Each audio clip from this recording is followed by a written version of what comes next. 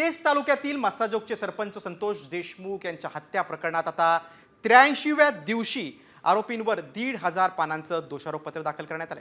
सीआयडीचे प्रमुख बसवराज तेली तसंच तपास अधिकारी अनिल गुजर, किरण पाटील यांनी बीड न्यायालयात दुपारी 4 वाजता दोषारोपपत्र दाखल केलं। संतोष देशमुख हत्या प्रकरणात खंडणी हत्येच्या आरोपाखाली वाल्मिक कराडसह सुदर्शन घुले, सुधीर सांगळे, प्रतीक घुले, महेश केदार, जयराम चाटे, सिद्धार्थ सोनवणे, कृष्णा आंधळे, विष्णू चाटेवर गुन्हे दाखल आहेत। तसंच मकोका देखील लावण्यात आलाय। मात्र कृष्णा आंधळे हा आरोपी अजूनही फरार आहे।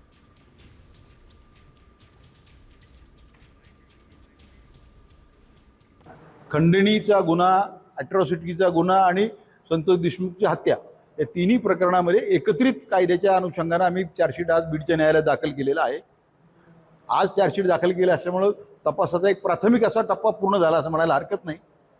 पुढील तपासाचा अधिकार अजून कायद्याने अवधित असतो आणि आहे।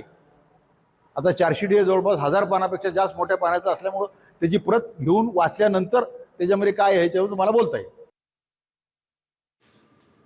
सुमारे 1000 पानांचं हे चार्जशीट आहे। सरपंच संतोष देशमुख प्रकरणी आता कोर्टात दोषारोपपत्र आज दाखल करण्यात आलेलं आहे। हत्या प्रकरणात 1500 पानांचं दोषारोपपत्र दाखल झालेलं आहे। सीआयडी कडून हे आरोपपत्र दाखल करण्यात आले।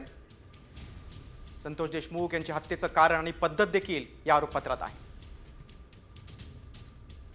हत्येचा कट आणि आरोपींचा सहभाग तसंच डिजिटल पुरावे आणि सीडीआर देखील। वाल्मिक कराड आणि इतर आरोपींची भूमिका काय हे देखील यामध्ये सगळा उल्लेख आहे। आरोपींची गुन्हेगारी पार्श्वभूमी, सहकारी पोलीस प्रशासनातील भूमिका आणि खंडणी प्रकरणातील आर्थिक गैरव्यवहाराचा उल्लेख देखील या आरोपपत्रात